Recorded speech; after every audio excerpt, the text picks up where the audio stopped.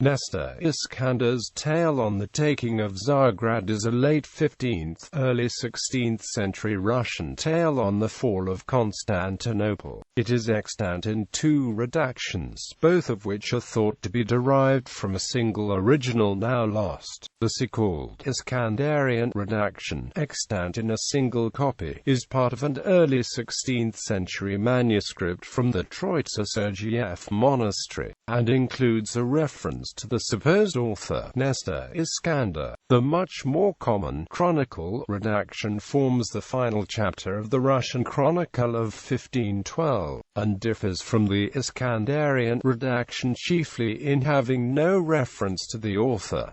Historical accuracy. The tale's historical accuracy, as compared to other accounts of the fall of Constantinople, is fairly low. The massive cannons cast by the Hungarian master Orban for the Ottomans at Adrianople are said to be cast by the walls of Constantinople. The Ottoman attempts to storm the city walls, which took place at night to minimize casualties from defensive fire, take place during the day. Arguably the most impressive event of the campaign, the Ottomans' launching of galleys into the Golden Horn by pulling them overland, is conspicuously ignored. The astronomical and meteorological events that were taken as portents of the city's fall are confounded. Contrary to the account of the tale, the Orthodox Patriarch was not present in the city during the siege, and the Byzantine Empress had deceased previously. Nestor Iskander claims to be a Russian who was captured at a young age by the Ottomans, circumcised and forced to convert to Islam. Though he remained a Christian at heart, he was supposedly in the Ottoman camp during the siege of Constantinople, and afterwards compiled more facts about the event from surviving Byzantine witnesses. The problem with this claim, apart from the historical inaccuracies noted above, is Iskander's command of literary language and style, which show him to be highly erudite and educated, and most probably a monk. Therefore, it is assumed that Nestor Iskander is an imaginary author, and the tale was compiled from Greek and Slavic sources, though not all scholars share this view. Style. The tale is remarkable for its lively narrative and detailed depictions of battle scenes.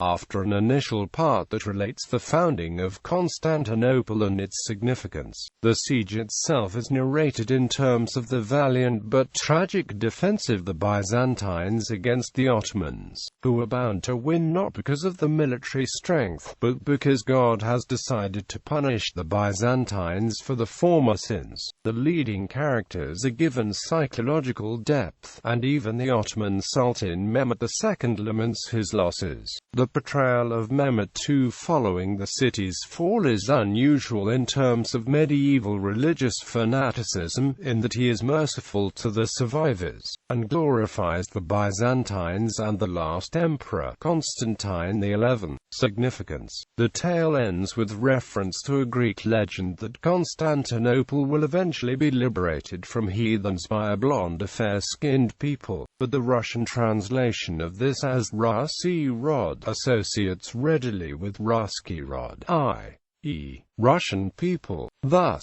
Nestor Iskander's tale came to be read as the first text claiming the Russians' destiny to conquer Constantinople, a theme that would become important in the 18th and 19th centuries.